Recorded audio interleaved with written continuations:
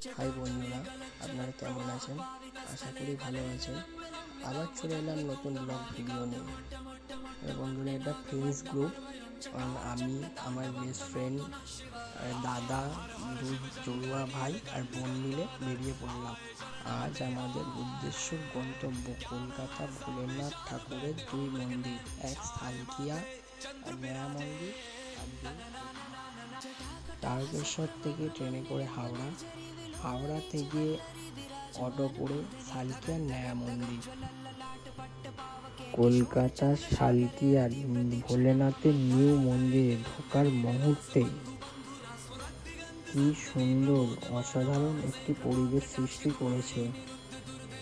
এই অপরূপ দৃশ্য দেখে আমি তো মুগ্ধ হয়ে গেলাম।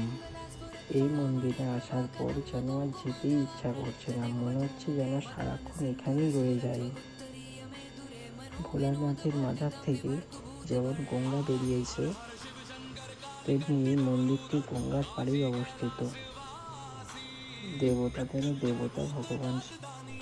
এই ভগবানের অনেক ছদ্মনাম আছে। কেউ যেমন বলে ডাকে মহাদেব, কেউ বলে ভোলানাথ, কেউ বলে পাগলা বাবা, কেউ বলে শ্মশানবাসী। ভগবান আগে থাকতে ঠিক করেই রেখেছেন যে এটা তোমার জন্য ভালো, এটা তোমার জন্য খারাপ।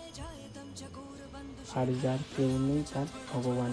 তারপরে ওখান থেকে সালকিয়া মন্দির থেকে বেরিয়ে লঞ্চ ঘাটে এসে গঙ্গার ওপারে করলাম লঞ্চে করে। ওপারে থেকে একটুখানি হেঁটে ভূতনাথ মন্দির গেলাম।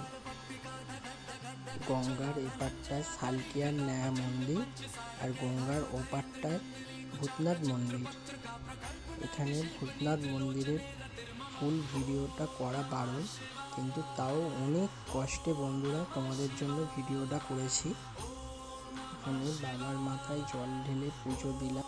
পুজো দিয়ে সবাই একটু করে প্রসাদ খেয়ে মন্দির থেকে বেরিয়ে এসে আশেপাশে একটি মিষ্টির দোকানে হালকা করে কিছু খাবার খেয়ে বেরিয়ে পড়লাম বাড়ি ফেরার উদ্দেশ্যে।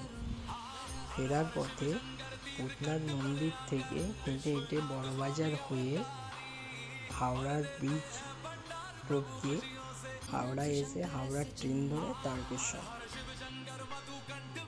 অভিনব আভাস এন্টারটেনমেন্ট ব্লগস এই ইউটিউবের চ্যানেলের ভিডিওগুলি যদি আপনাদের ভালো লেগে থাকে তাহলে অতি অবশ্যই প্রচুর পরিমাণে সাবস্ক্রাইব, শেয়ার এবং লাইক কমেন্ট তো অবশ্যই করুন।